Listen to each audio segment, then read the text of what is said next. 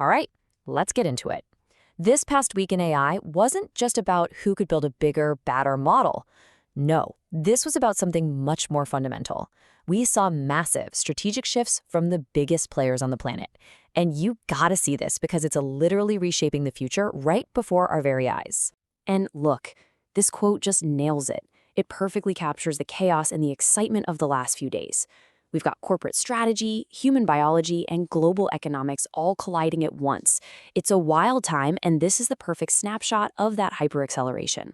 So, here's our game plan for today. First, we're going to look at how the tech giants are totally changing their focus. Then, we'll dive into the money side of things. The hype, the warnings of a bubble, and the actual business models. After that, things get a little sci-fi as we explore the frontier where AI meets the human brain.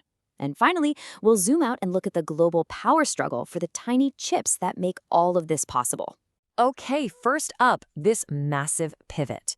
The very companies that defined the last decade with their sleek, must-have hardware are now telling us, loud and clear, that the future is somewhere else entirely. Now, this is a bombshell. There are reports swirling that Apple might actually break its iconic yearly iPhone release cycle. I mean, think about that for a second. For more than a decade, the new iPhone has been this huge cultural and economic event. Pausing that, it signals a monumental shift away from the very device that made them the most valuable company in the world. And it's not just Apple. Over at Google, it's kind of the same story, just a different character. The launch of their brand new Pixel phone was completely overshadowed. All the buzz, all the focus was on their AI, Gemini. This is not a coincidence, folks. It's a pattern.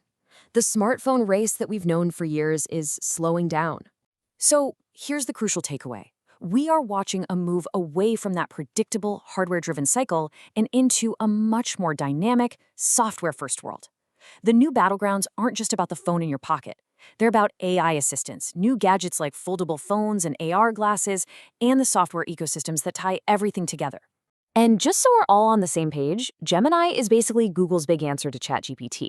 And the plan isn't just to pop it onto their Pixel phones, it's to weave it into the very fabric of every single Android device out there. That's the ecosystem play.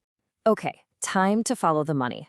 All of this incredible excitement has a financial side, and frankly, it's raising some pretty big and pretty nervous questions.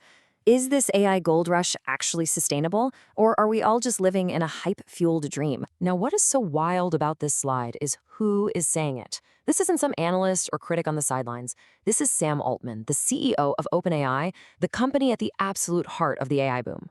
It's a pretty rare and candid warning coming from inside the machine itself. And an economic bubble, just to be clear, is basically when the hype gets way ahead of the reality. Company valuations get pumped up far beyond what they're actually worth, and eventually, that bubble can pop.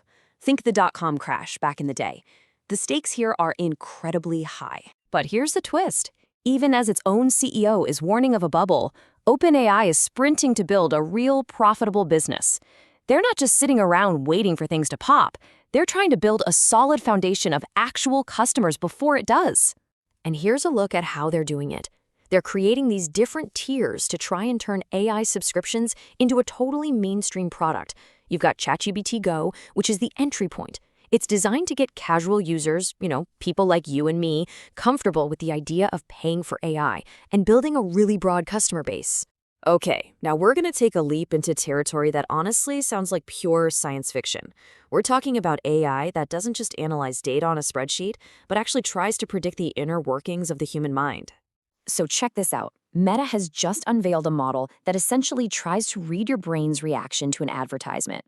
The big goal here is to create an AI that can automatically figure out which ad will work best, completely skipping the need for humans to do all that A/B testing. This could utterly disrupt the entire field of marketing as we know it. This all falls under a much bigger and kind of mind-bending field called brain-computer interfaces, or BCIs for short. The ultimate dream here is to bridge that gap between human thought and machine action, letting you control technology just with your mind. And this isn't just one company's crazy moonshot. You've probably heard of Elon Musk's Neuralink, which has been the big name in this space.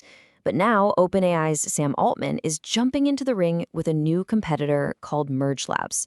And when you have these two titans competing, you know the pace of breakthroughs and probably the ethical debates is about to accelerate dramatically.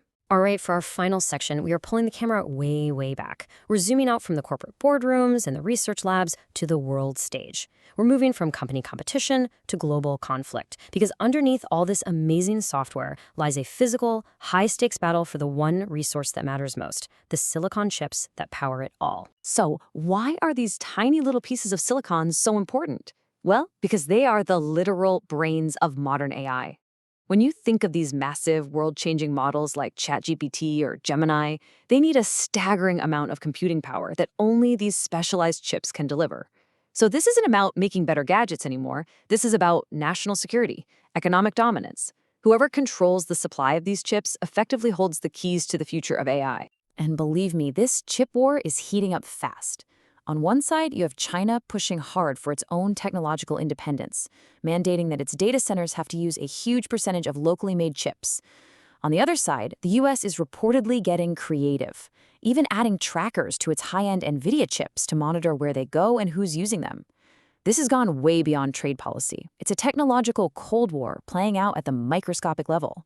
And that brings us perfectly full circle. This quote really summarizes the whole shift we've been tracking today. The race has evolved. It's no longer just a brute force contest to build the largest possible model. Now it's about smart integration, real business models, and even biology. And the pace, it's relentless. In this exact same week, OpenAI tried to make prompt engineering courses obsolete. A super powerful new image model just leaked online out of nowhere, and the UK government even started telling people to delete old emails to, get this, fight climate change by saving water at data centers. It is a truly dizzying amount to keep up with. So I'll leave you with this one question to think about. After everything we've seen today, from AI that tries to read minds to warnings of a bubble about to burst, would you really trust an algorithm to run your company's entire marketing campaign with no human oversight? The answer isn't so simple anymore, is it? It's definitely something to chew on.